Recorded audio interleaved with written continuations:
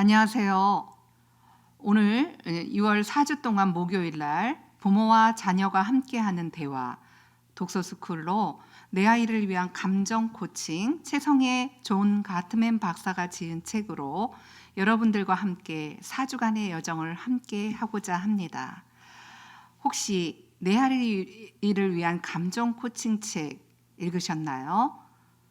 우리 몇 년 전에 하브르타를 통해서 하셨었는데 책이 개편돼서 나왔기에 우리 가장 새로운 책으로 또 이 책을 통해서 여러분 안에 4가지의 주제를 갖고 함께 하고자 합니다.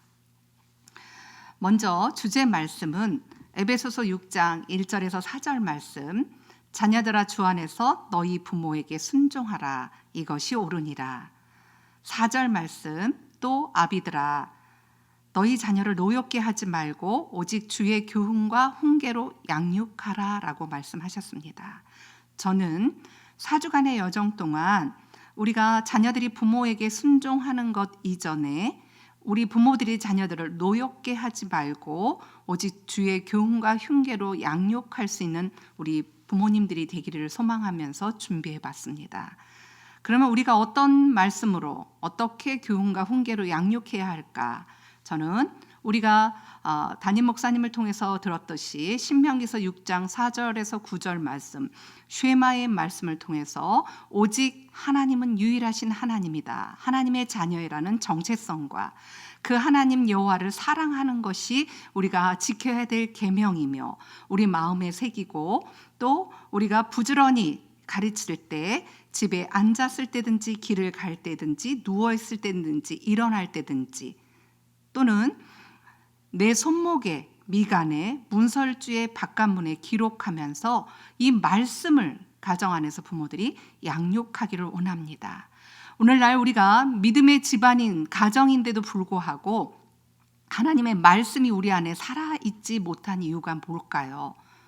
저는 우리 자녀들의 발달 시기에 따라서 양육 방법을 알고 또 대하는 방법 또는 말하는 표현의 방법을 알았더라면 우리의 자녀들이 더 주의 말씀으로 양육되어지지 않았을까라는 점검과 고민을 해보면서 여러분들과 우리 함께 4주 동안 이 주제를 갖고 4가지의 주제를 갖고 하려고 합니다. 첫째 주 오늘 아이의 감정을 공감해 주는 것이 진짜 사랑. 두 번째 주는 마음을 여는 대화, 마음을 닫는 대화는 무엇일까요? 셋째 주에 성장 시기에 따라 아이를 대하는 방법이 달라야 한다. 네 번째 주에 당신의 사랑 소통되게 하라. 사랑의 언어를 통한 소통의 방법을 말씀드리고자 합니다. 이렇게 4주간의 여정에 여러분을 초대하면서 이 4주간의 여정을 통해서 저와 여러분들이 부모로서의 우리 자녀들을 행복한 자녀로 만들어가는 그 여정이 되기를 소망하면서 시작하도록 하겠습니다. 오늘 여러분들 다 집에 지금 책을 갖고 계시다면 모두가 다 함께 63페이지를 피시면 아이의 감정을 공감해 주는 것이 진짜 사랑이다. 정말 여지껏 우리가 아이를 사랑했다고 했는데 진짜 사랑을 한 것일까요? 저는 현수 아빠와 소희 엄마의 이야기를 예화로 들려드리려고 합니다. 아이들은 대개 부모와의 상호작용을 통해서 내가 누구인지 또는 가치 있는 사람일까 이런 감정적인 상황에 어떻게 대처해야 하는지를 배웁니다. 그런데 부모가 아이의 마음, 속마음, 감정을 읽지 못하고 행동만을 본다면 아이들은 부모로부터 이해받지 못한다고 느끼고 더 큰 문제 행동을 일으키게 됩니다.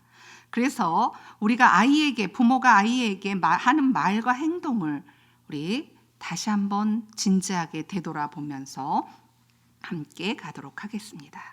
자, 63페이지 찾으셨나요? 아이의 감정을 공감해 주는 것이 진짜 사랑이다. 자, 우리가 정말 아이를 제대로 사랑하고 있는 걸까? 직업군인인 현수 아빠는 현수가 늘 걱정스럽습니다. 아들인데도 어릴 때부터 수줍음을 많이 타고 목소리도 가늘고 작았습니다. 씩씩한 구석이라곤 눈을 씻고 찾아봐도 없습니다. 아무리 시대가 바뀌었다고 해도 남자는 남자다워야 한다는 게 현수 아빠의 생각입니다.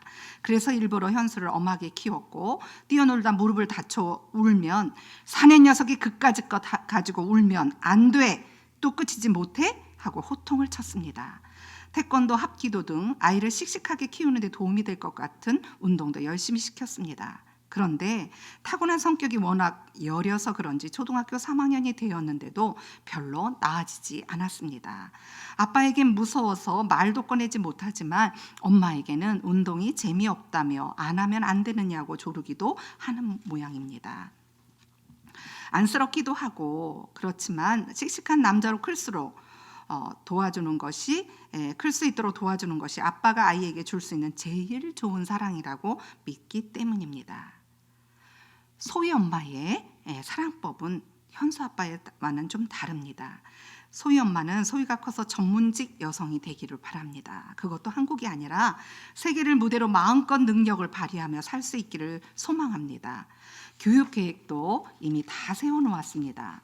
요즘은 조기 유학이 대세니 올해 영어 유치원을 졸업하면 내년에 사립초등학교에 입학시키고 9학년이 되면 캐나다에 2년 정도 유학을 다녀오게 할 계획입니다.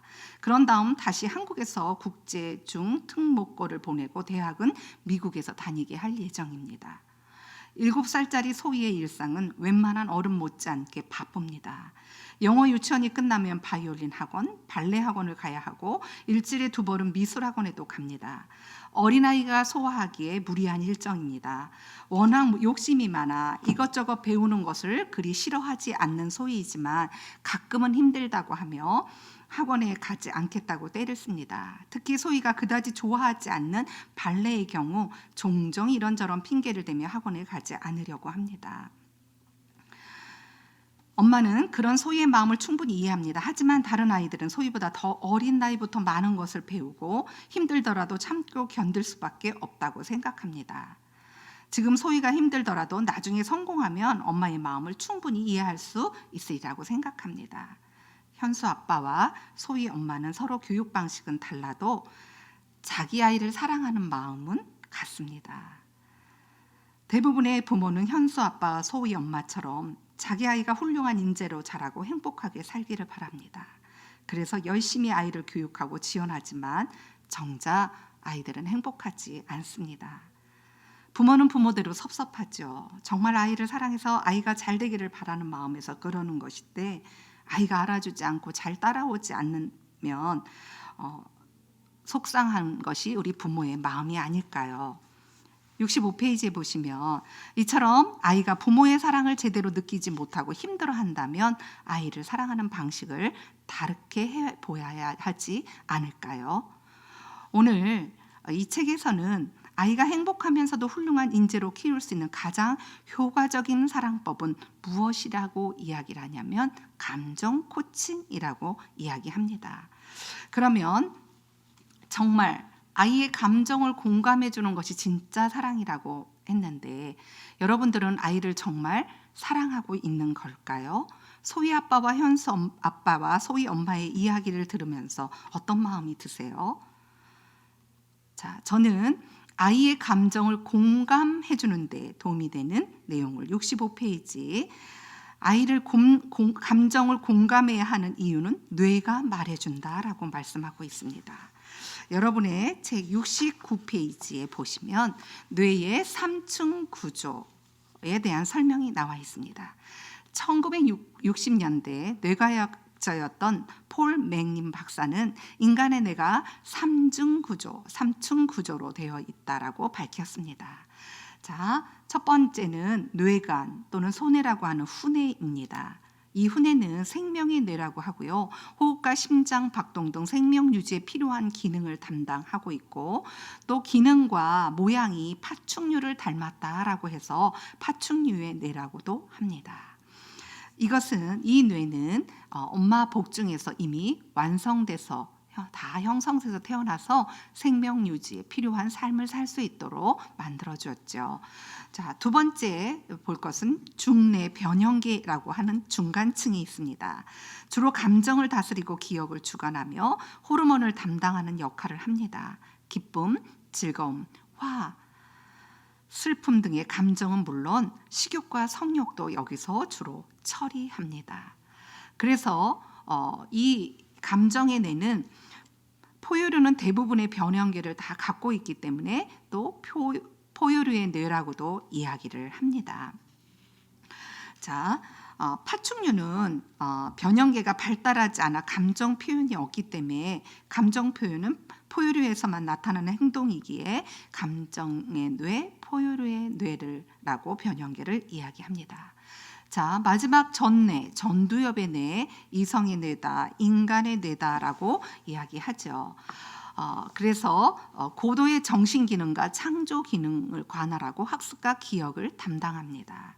그런데 제가 감정을 공감해주는 감정의 뇌 변형계에 대한 내용을 우리 70페이지에 굉장히 설명이 잘 되어 있습니다. 변형계는 영유아기, 아동기, 또 사춘기 동안 활발하게 발달한다고 합니다. 따라서 사춘기에 접어든 아이는 비록 몸이 어른만큼 성장하더라도 감정에 예민하게 반응하고 감정과 생각, 행동의 균형과 조화를 잘 이루지 못한다는 뜻입니다. 최근 뇌과학 연구를 보면 초등학교 4, 5학년 때 전두엽의 뇌가 가완성되었다가 사춘기가 되는 동안 대대적인 리모델링 작업을 한다라고 말씀을 합니다. 그래서 아동기와 청소년기에는 아직 생각하고 판단할 수 있는 힘이 여전히 약합니다.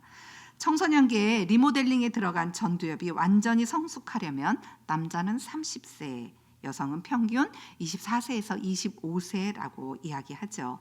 그래서 남녀 통합했을 때 27세에서 28세를 전두엽이 온전한 기능과 작동을 할 수 있다라고 얘기합니다. 그런데 안타깝게도 발달이 느린 사람은 35살 아니면 40세가 되어도 전두엽이 미성숙하다라고 하는 것이죠. 그런데 이렇게 전두엽이 미처 발달하지 않은 아이들에게 어른처럼 생각하고 판단하기를 기대한다면 아이는 무엇을 요구하는 것인지 몰라 혼란스러울 수밖에 없습니다. 대부분 우리가 감정의 홍수 상태가 되었다, 짜증이 났다, 불안하다 이런 상황이 되는 것은 중뇌와 뇌간 사이에 편도핵이라는 공포와 불안 등 강한 자극을 처리하는 곳인데 시각, 청각, 후각, 촉각 등 모든 정보가 이 편도핵을 통해서 통과하게 되어 있어요. 그런데 우리 아이들에게 엄마가 공부하고 뭐고 다 집어치워라, 그것밖에 못하니 머리 좀 써라, 꼬라지 하고는 내가 정신 있는 놈이니 멍청하긴 앞길이 훤해 어쭈 이런 말들을 사용한다라면 아이들은 정말 짜증나, 도대체 말이 안 통해. 그러면서 부모와 소통이 단절되고 관계가 단절되게 되면서 어른이 아이들에게 큰 소리로 야단치면 아이들은 감정의 홍수 상태가 될 수밖에 없습니다. 그러면서 심장 박동이 또 혈압과 혈당이 올라가면서 아드레날린이 분비되면서 스트레스 호르몬이 분비되면서 감정의 홍수 상태가 되게 되어 있죠. 그런데 이렇게 감정의 홍수 상태가 되어 있는 이 중뇌인 변형계의 이 상황에서 엄마들은 자꾸 부모님들은 이성의 뇌로 이야기를 한다라면 부모님이 2층에서 1층에 있는 아이들에게 이야기를 한다라면 아이들이 들릴까요? 들리지 않겠죠. 우리는 아이들의 지금 감정이 내인 감정이 내인 이 상태가 되었을 때 우리들은 아이들에게 짜증나는 말보다는 공감해주는 말을 표현을 해야 된다라는 것이죠. 자, 72페이지에 초등학생의 한 예화를 읽어드릴까 합니다. 초등학생도 역시 전두엽이 미성숙한 상태잖아요. 그렇기 때문에 감정이 먼저예요. 그런 아이에게 엄마가 청소하라고 몇 번이나 말을 했는데 아직도 청소를 하지 않고 있었어요. 엄마가 청소하라고 몇 번이나 말을 했는데 아직도 이렇게 더럽니? 이렇게 지저분한 방에서 도대체 무슨 정신 상태로 공부가 되겠어? 방은 마음의 반영이라는 말 못 들었어? 이렇게 말한다면 아이들이 이성적으로 그래 방을 치워야겠구나. 구구절절 엄마 말씀이 지당한 말씀이지 라고 생각할 수 있을까요? 아닙니다. 대개는 먼저 엄마의 화난 감정에 반응을 하고 엄마 잔소리 정말 짜증나. 엄마 목소리도 듣기 싫어. 제발 나 좀 내버려 두면 좋겠어 라고 반응하시는 거죠.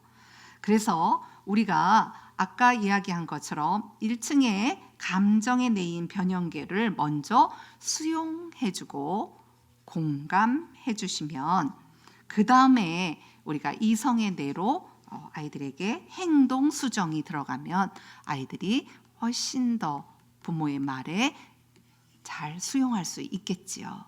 이것이 바로 우리가 먼저 부모들이 자녀들을 노엽게 하지 않을 때 우리 아이들은 부모님의 말씀의 교훈과 훈계로 양육을 받을 수 있게 된다라는 뜻이죠. 자, 그렇다면 우리가 감정 공감 어떻게 해줘야 될까요? 그런데 이 책에서 뭐라고 이야기했냐면 75페이지에 감정을 공감해야 하는 이유가 우리가 뇌구조를 통해서 이해했듯이 그러면 감정 공감은 언제 시작하는 것이 좋을까요? 일찍 시작할수록 좋다라고 이야기를 합니다. 그러면 75페이지에 이 말을 좀 더 이해하기 위해서 함께 읽어보도록 하겠습니다. 아이가 어릴 때는 아이의 감정에 공감해 주는 것이 얼마나 중요한지 실감하지 못하는 부모가 많습니다. 그도 그럴 것이 아이가 어느 정도 자라기 전까지는 아이의 감정을 읽어주지 않더라도 행동을 통제하는 것이 어느 정도 가능했기 때문이죠. 때론 혼을 내고 때론 어르고 달래거나 설득하면 아이는 대부분 부모 말을 듣습니다. 그런데 초등학교 3, 4학년쯤 사춘기가 되면 접어들기 시작하면 상황이 달라지죠. 그동안 부모에게 강제로 억눌려 쌓였던 감정이 폭발했을 뿐이죠. 평소 감정을 공감받지 못하며 자란 아이는 대체로 자아 존중감이 낮고 부정적인 자아상을 지닐 뿐 아니라 스스로 감정 조절을 하는 능력이 부족하므로 감정은 더욱 뒤틀리고 격정적으로 나타나게 마련입니다. 연구 결과에 따르면요, 신생아도 감정을 읽어주고 공감해주면 자기 조율을 더 잘해준다고 합니다. 자, 신생아 때부터도 감정 공감을 해줘야 된다라는 것이죠. 우리 그 다음 페이지 76페이지에 보면 그러면 나이가 어릴수록 부모의 정서 반응이 아이에게 절대적 영향을 미친다는 것입니다. 왜냐하면 아이는 본능적으로 혼자 살 수 없다는 것을 느끼기 때문입니다. 따라서 먹이고 입히고 재워주는 부모는 아이에겐 생명줄을 주관하는 것과 다름없는 절대적인 존재입니다. 그렇게 중요한 존재인 부모가 아이의 감정을 읽어주고 반응해주면 아이는 그만큼 큰 위안과 심리적인 안동감을 느낄 수 있어 쉽게 안정감을 찾으면서 자기 조율을 잘 할 수 있습니다. 자, 어렸을 때 적절하게 처리하지 못한 감정들은 살아가는데 두고두고 걸림돌이 될 위험이 크고 부모의 폭력과 학대, 방치 등을 어렸을 때 큰 충격을 받은 사람이 나이가 들어서도 여전히 그 문제에서 벗어나지 못하고 힘들어하는 사례는 너무나도 많습니다. 자, 변형계에는 아동기, 유아기, 아동기, 사춘기까지 정말 많이 공감을 받아야 됩니다. 그런데 이때 공감받지 못하고 편도액을 통해서 많은 감정, 공포와 불안의 감정들이 많이 저장되어 있다라면 아이들이 감정의 홍수 상태가 되었을 때 자기 조절을 할 수 있는 것이 되지 못하고 이 홍수 상태로 분노하고 표출하는 것이 습득되어질 수밖에 없다라는 것이죠. 그래서 76페이지 맨 하단에 보면 확실히 감정 고증은 일찍 할수록 좋습니다. 그런데 우리가 지금 다 때를 놓친 우리들 어떡할까요? 하지만 어릴 때부터 감정을 잘 읽어주지 못해 아이가 제멋대로 고집을 피우고 삐딱한 모습을 보인다고 걱정할 필요는 없습니다. 왜냐하면요, 지금부터라도 감정을 읽어주면 아이는 좋아질 수 있기 때문입니다. 그래서 저는 6월 4주 동안 목요일마다 여러분들과 함께 우리의 아이들을 지금부터 감정을 읽어주는 부모로 우리가 함께 나아가기 원합니다. 그러면 감정 코칭 하는데 감정 코칭을 받은 아이들은 어떻게 달라질까요? 78페이지에 보시면 감정 코칭을 받은 아이 이렇게 달라집니다 라고 하면서 79페이지에서 부터 이제 설명이 되어 있습니다. 자, 79페이지에서 90페이지까지의 내용을 제가 PPT로 요약했습니다.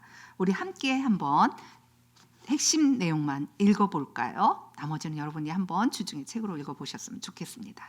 감정 코칭을 받은 아이 이렇게 달라진다. 집중력이 높다. 자기주도 학습 능력이 우수해. 학업 성취도가 높다. 기분이 나쁘더라도 자기 진정을 잘한다. 심리적 면역이 강하다. 또래 관계가 좋다. 변화에 능동적으로 대처할 수 있다. 감염성 질병에 덜 걸린다. 자, 이 몇 가지일까요? 7가지 내용이 이 내용을 살펴보니까 공부 잘하고 자기 조율 잘하고 관계 조율 잘하고 행복한 아이가 되는 방법은 바로 감정 코칭을 받은 아이라는 것을 우리 이 내용만 봐도 알 수 있겠습니다. 자, 그러면 우리가 감정 코칭 하기 이전에 먼저 아이의 감정을 어떻게 감정에 반응을 해줘야 될까라는 것을 두 번째로 살펴보도록 하겠습니다. 여러분의 책은 115페이지로 함께 가도록 하겠습니다. 자, 우리 115페이지, 116페이지로 가면은요, 뭐라 그랬냐면 밑에서 네 번째 줄에 여러분은 어떤 아빠, 어떤 엄마가 되고 싶습니까? 라는 질문을 하면서 아이의 감정에 어떻게 반응하는지를 보면 자신이 어떤 유형의 부모인지를 알 수 있습니다. 또한 좀 더 효과적으로 아이의 감정에 대처하면서 감정 코칭을 해줄 수 있는 방법도 배울 수 있습니다. 라고 이야기하고 있습니다. 자, 그런데 우리가 아이의 감정 코칭, 감정에 어떻게 반응을 해줄 수 있을까? 자, 우리가 아이의 감정 코칭에 어떻게 반응을 해줄 수 있을까라는 내용을 우리가 함께 살펴보면서 가도록 하겠습니다. 그런데 감정 코칭 잘하는 방법이 2가지 팁이 먼저 감정 코칭 이전에 오늘 배우려고 합니다. 첫 번째는 부모의 양육 유형이 어떤 유형인가라는 것입니다. 자, 양육 유형이 어떤 유형일까요? 여러분들이 한번 오늘 4가지의 유형을 설명을 해드릴 겁니다. 그럼 내가 어떤 유형의 부모였고 또 그것으로 인해서 자녀에게 끼친 영향은 무엇일까라는 것을 살펴보고자 합니다. 그렇다면 부모의 양육 유형뿐만 아니라 아이들의 타고난 우리 자녀들의 타고난 기질은 무엇일까를 안다라면 우리가 훨씬 더 아이의 기질에 맞게 감정 코칭, 감정에 대한 공감을 해주면서 진짜 사랑을 해줄 수 있는 것이 될 수 있습니다. 그래서 먼저 부모의 유형 알아보고 그 다음에 자녀의 기질을 살펴보도록 하겠습니다. 여러분의 책은 117페이지에서 125페이지까지 나와 있지만 여러분 PPT를 보면서 함께 가도록 하겠습니다. 자, 첫 번째 축소 전환형의 부모의 특징. 축소 전환형은 아이의 감정은 별로 중요하지 않다고 여깁니다. 아이의 부정적 감정이 빨리 사라지도록 격려합니다. 예를 들어서 아이가 공부 재미없어, 하기 싫어 하고 소리치면 그러지 말고 잘해, 초콜릿 줄게 하고 달래는 부모님, 혹시 이런 경험하셨다면 축소 전환형의 부모입니다. 공부가 지루하고 재미없다는 감정을 먼저 읽어줘야 되잖아요. 공부하기 싫구나, 공부가 정말 재미없구나 라고 감정을 공감해 준 후에 행동 수정을 해야 되는데 이 재미없다는 감정을 간과한 채 초콜릿이라는 보상으로 감정을 눌러보려는 것입니다. 또 아이의 감정이 별것 아니라고 생각해서 놀리거나 농담을 삼는 경우가 있습니다. 아유, 화내는 모습이 꼭 누구 닮았네 하고 놀리는 경우 아이의 감정이 중요하다고 생각하지 않으니까 감정을 놀리거나 감정을 풀어주려는 농담거리로 삼는다는 것이죠. 또 한 가지는 아이의 감정은 비이성적, 비합리적인 것이라고 믿을 수 없다고 생각하는 것이에요.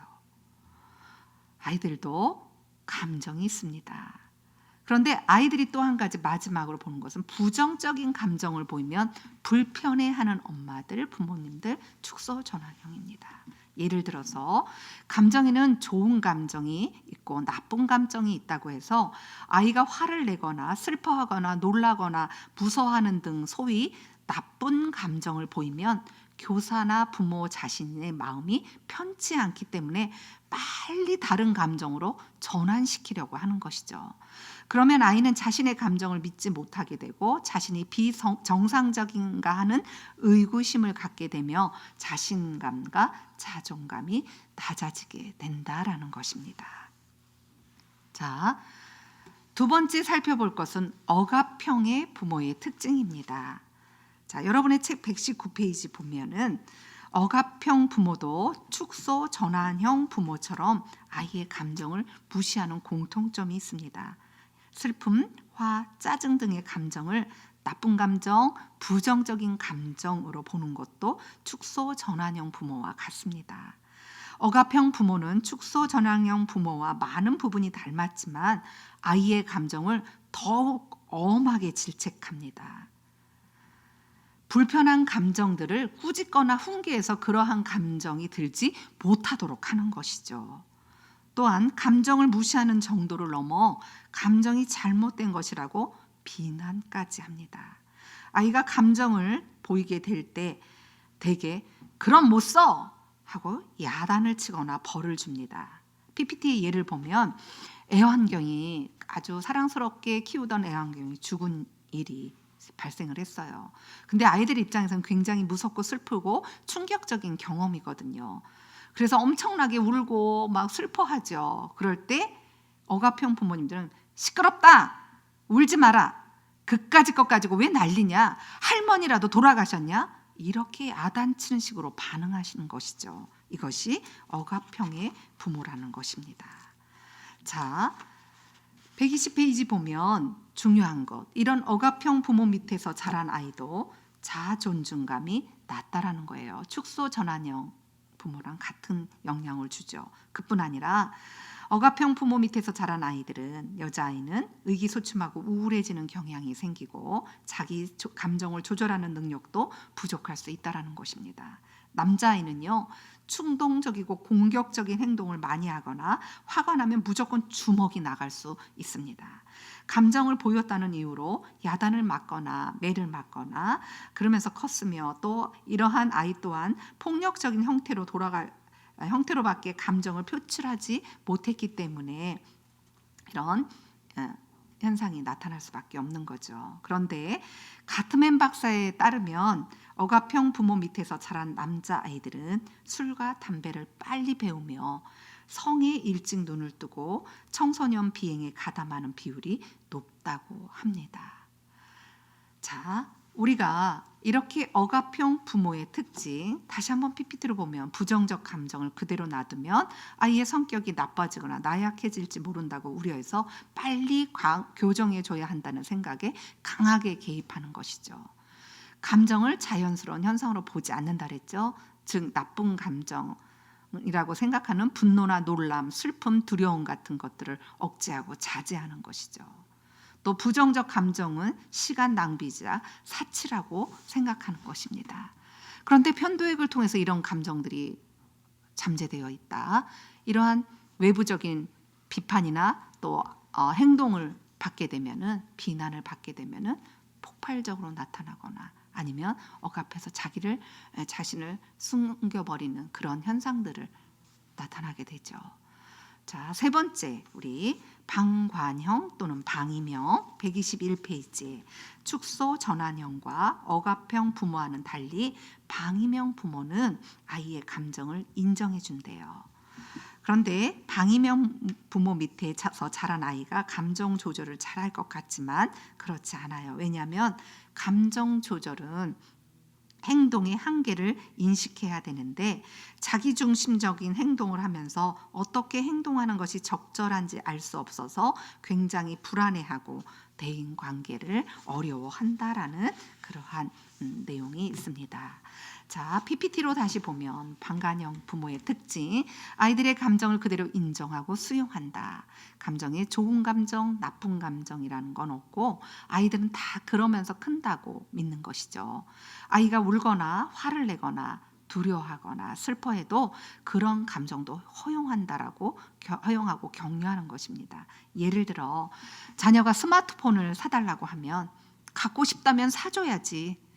또 화가 나서 동급상을 때렸다고 해도 화가 나면 주먹이 나가는 법이지. 아니면 괜찮아, 애들은 다 그러면서 크는 거야. 이런 식으로 반응하는 것이 방관형 부모의 태도입니다. 자, 두 번째, 감정에 대한 올바른 대처법은 지도해주지 않고 그냥 허용만 하기 때문에 방임이 되는 것입니다. 그래서 아까 이야기한 것처럼 아이가 엄마 어떻게 해? 라고 물어도 나도 몰라. 내 마음대로 해. 아니면 그런 건 내가 알아서 해. 라고 반응한다는 거죠. 그래서 아이는 자기 행동이 어디까지가 괜찮고 어디까지가 안 되는지 바람직한 행동의 한계를 알 수 없게 된다는 것입니다. 또 방관형, 방임형의 부모의 특징은 감정은 모두 분출해도 좋다라는 거죠. 화가 날 때 물건을 집어 던져야 스트레스가 풀린다는 등, 그래 슬프면 실컷 울어야 된다라고 말하는 것, 감정은 분출해야 한다고 생각하면서도 문제 해결 능력은 키워주지 않는 것이 방관형 부모의 특징입니다. 자, 이 세 가지 여러분은 어디에 속해 있는 것일까요? 여러분은 어떤 부모 유형이었던 것 같습니까? 오늘 이 책에서 이야기하는 가트맨 박사는 관계의 달인, 또 관계에 대한 연구를 36년 동안 3,000쌍의 부부를 연구를 하면서 이 모든 것들을 이제 우리에게 정리해 주시게 되었습니다. 그러면서 관계의 달인 감정 코칭에 대한 연구를 통해서 우리에게 설명을 해 주셨습니다. 우리가 감정 코칭을 배우지 않았기 때문에 저와 여러분이 감정 코칭형의 부모는 아니었을 것 같아요. 그러면 감정 코칭형의 부모가 되기 위해서는 우리가 어떻게 해야 될까? 감정은 좋고 나쁜 게 없는 자연스러운 현상이라고 생각해서 다 받아준다. 모든 감정을 허용하지만 행동에 제한을 준다는 것이 핵심입니다. 아이들이 두 번째, 부정적 감정을 강하게 보일 때가 오히려 좋은 기회라고 여기면서 예를 들어 지금 어떤 일로 화가 났는지 얘기해 줄 수 있겠니? 많이 슬퍼하는 것 같은데 무슨 일이 있었는지 얘기해 줄 수 있어? 하고 묻는 시간을 아깝다고 생각하지 않는다는 것입니다. 즉 화가 났다, 슬프다라는 감정에 대해서 질문해 주는 것이죠.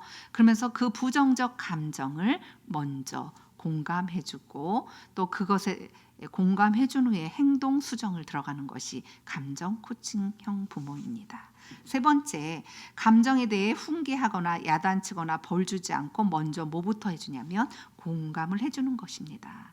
속상하고 화가 날 때 정말 그 상황이 화가 날 만도 하고 정말 엄마도 아빠도 그런 상황이 됐을 때는 화가 났을 거야 라고 감정에 대한 공감을 해주는 것이죠. 네 번째, 감정에 대해서 공감만 해주는 것이 아니라 뭐 한다 그랬죠? 행동의 한계를 지어주는 것. 굉장히 중요한 이야기죠.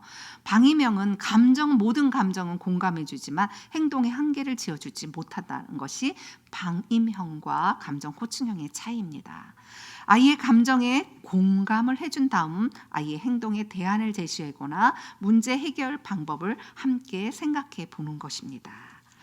자, 거북선 모형을 동생이 망가뜨린 경우 형이 화가 나서 동생을 때렸다고 가정을 했을 때 내가 기분이 나쁜 건 알아. 그렇다고 해서 동생을 때리는 건 안 되지 라는 식으로 한계를 지어준다는 것이죠. 혹은 때리는 건 안 돼. 내가 화가 나고 속상한 걸 어떻게 표현하면 좋을까? 이렇게 스스로 대안을 생각해 보게 할 수도 있다라는 것이죠.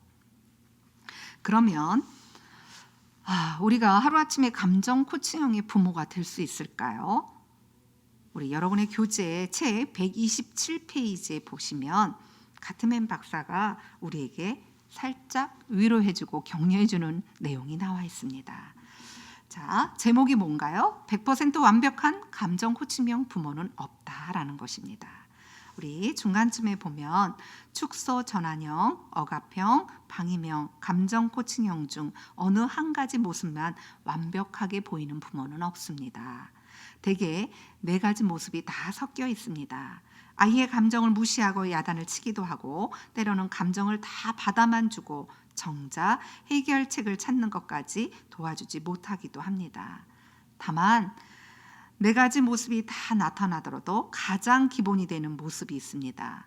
가장 급할 때 보이는 모습이 그 사람의 기본형이라고 이야기합니다. 밑에서 세 번째 줄에 가트맨 박사는 약 40%만 감정 코칭을 해도 효과는 충분하다고 합니다. 그렇죠. 100% 어떻게 완벽한 감정 코칭형이 될 수 있고 또 우리가 하루아침에 될 수 있겠어요.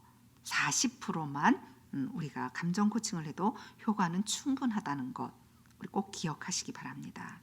감정 코칭을 받으면서 부모에 대한 신뢰가 쌓인 아이들은 설령 부모가 감정 코칭을 해주지 못해도 별로 상처를 받지 않는답니다. 그러니 항상 아이의 감정에 코치를 해야 한다는 부담을 가질 필요는 없습니다. 자, 두 번째 팁이 있어요. 뭐냐면 이제 부모의 유형에 대해서 살펴보았는데 이제 내 아이, 하나님이 선물로 주신 우리의 자녀들의 타고난 기질을 알면 감정 코칭이 훨씬 더 쉽다라는 것입니다. 여러분의 책 128페이지에서부터 우리가 132페이지까지 계속 살펴보면 우리 아이들의 기질에 대한 설명이 나와 있습니다. 자, 어떤 기질일까? 기질이란 무엇일까? 128페이지 아이의 타고난 기질을 알면 감정 코칭이 쉽다. 같은 상황에서 똑같이 말했는데 어떤 아이는 상처를 받고 어떤 아이는 눈 하나 깜짝하지 않습니다. 아이에겐 저마다 타고난 기질이 있기 때문입니다. 성격과는 다르게 태어나기 전부터 이미 갖고 있는 성향이 있는데 이를 기질이라고 합니다. 그러면 129페이지 맨 오른쪽에 보시면 체스와 토마스 박사는 전 세계 아이들이 대략 다음 세 가지 기질로 구분된다고 보았습니다. 첫 번째, 순둥이형, 두 번째, 체제 거부형, 세 번째, 대기 만성형 기질적 구분입니다. 어느 한 가지 기질을 분명하게 보이는 아이도 있지만 기질이 섞여 있는 경우도 적지 않습니다. 순둥이면서 한 박자 늦거나 체제 거부형이면서 한 박자 늦는 아이도 있습니다. 이런 기질은 잘 변하지 않습니다. 따라서 기질을 긍정적으로 인정하고 기질에 맞게 키우면 우리가 아이의 감정을 쉽게 코칭해 줄 수 있다라는 말씀입니다. 그러면 PPT 보시면서 수능형, 체제 거부형, 대기 만성형인 한 박자 늦는 형 이렇게 세 가지 유형을 우리가 책 보시면서 함께 더 살펴보도록 하겠습니다. 자, 수능형, 순둥이형은요. 아이들 전체의 약 40%가 여기에 해당한다고 하죠. 순둥이들은 부모 말에 잘 따르는 스타일이어서 어떤 부모 밑에서 자라느냐에 따라 결과는 크게 달라집니다. 감정 코칭형 부모 밑에서 자라면 큰 문제 없이 잘 자랄 수 있습니다. 그런데 아까 설명드린 억압형 부모 밑에서 자라면 여러 가지 문제가 나타날 수 있습니다. 순둥이들은 어지간한 일에는 큰 불평을 하지 않고 스스로 참는 경우가 많아 더욱 세심한 관심을 기울여야 합니다. 수능형, 순둥이형은 낯선 상황에 긍정적이고 긍정적 기분이 대부분이고 규칙성이 높고 외부의 반응 또 외부의 감정에 대한 반응 강도도 높다라고 볼 수 있습니다. 두 번째 체제 거부형 여러분의 책 130페이지에 보면 체제 거부형 아이는 순둥이형과는 달리 아기 때부터 안아줘도 업어줘도 징징거리며 보채서 부모를 힘들게 합니다. 말도 잘 안 듣고요. 남으로 가라고 하면 북으로 가고 동으로 가라고 하면 서로 가는 경우가 많습니다. 한마디로 무슨 형이요? 청개구리형이라고 할 수 있습니다. 이 기질에 대한 연구를 한 체스와 토마스 박사에 따르면 총 인구의 10%가 이 체제 거부형이라고 합니다. 그런데 이들 덕분에 사회가 끊임없이 새로운 모습을 추구하며 변하고 발전할 수 있다고 봅니다. 131페이지 위에서 네 번째 줄 보면요. 체제 거부형 아이를 키우는 기는 쉽지 않습니다. 실제로 이런 아이들을 둔 부모는 마음고생을 많이 합니다. 가끔은 아이가 하도 엇나가서 아이의 마음을 열 수 있으리라는 자신감까지 상실합니다. 하지만 체제 거부형 아이들의 특성은 요즘처럼 창의력, 개척정신, 도전정신, 모험심이 필요한 시대에 굉장히 장점이 될 수 있습니다. 아이의 특성을 억누르려 하지 말고 긍정적으로 보며 개발해 주려는 노력이 필요합니다. 4차 산업혁명 시대, AI 시대에 청개구리형은 오히려 더 유능한 아이가 될 수 있는 그런 기질입니다.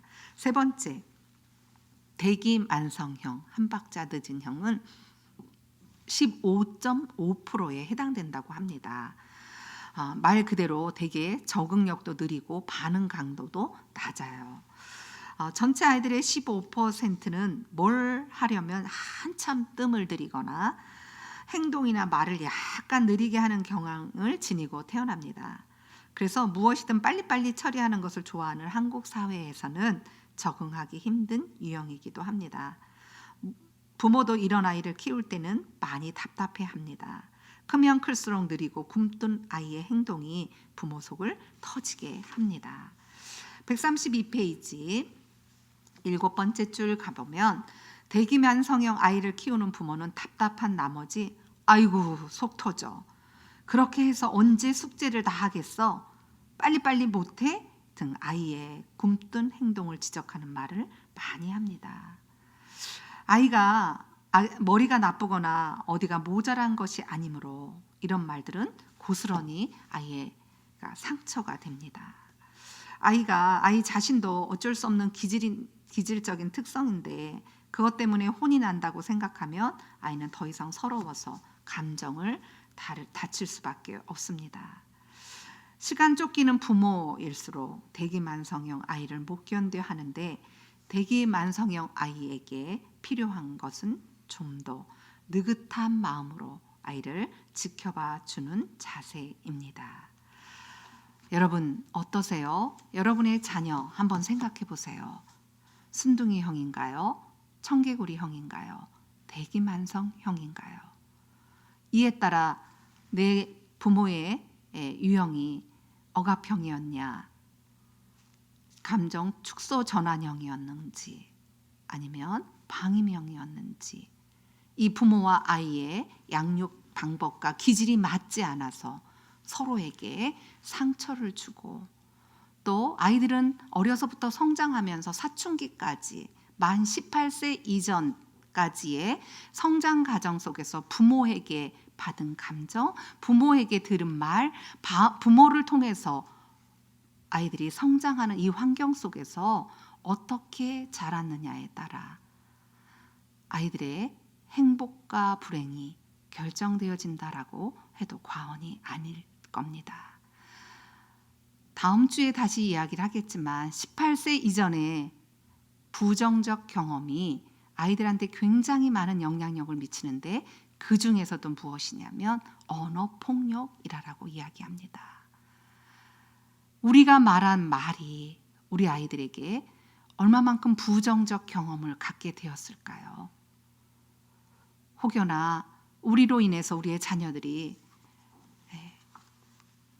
마음을 노엽게 해서 상한 마음들로 가득 차 있다라면 우리가 한 주간 동안 우리의 자녀들의 마음을, 감정을 공감해주고 이해해주는 그러한 감정 코칭형 부모가 될 수 있도록 우리 한번 아이들의 마음을, 감정을 읽어보고 들어보는 한 주간을 만들어 보시면 어떨까요?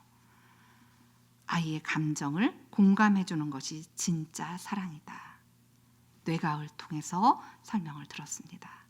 아이의 감정 공감 일찍 할수록 좋다. 여러분 아이들 늦었다고 생각하지 말고 지금부터 시작하시기 바랍니다. 하나님께서 우리에게 선물로 주신 우리의 자녀들을 다시금 되돌아보면서 정말 봉감해주는 마음의 자세를 여러분들이 갖기 위해서 먼저 아이의 소리에 귀 기울여 주시고 또 아이의 소리가 아니라 마음의 소리에 귀를 기울여 주면서 경청해주고 공감해주는 한 주간 만들어가는 저와 여러분이 되기를 소망합니다. 함께 경청해 주셔서 감사하고 행복한 한 주간 만들어갈 것을 기대하며 오늘 첫째 주 강의를 여기서 마치도록 하겠습니다. 감사합니다.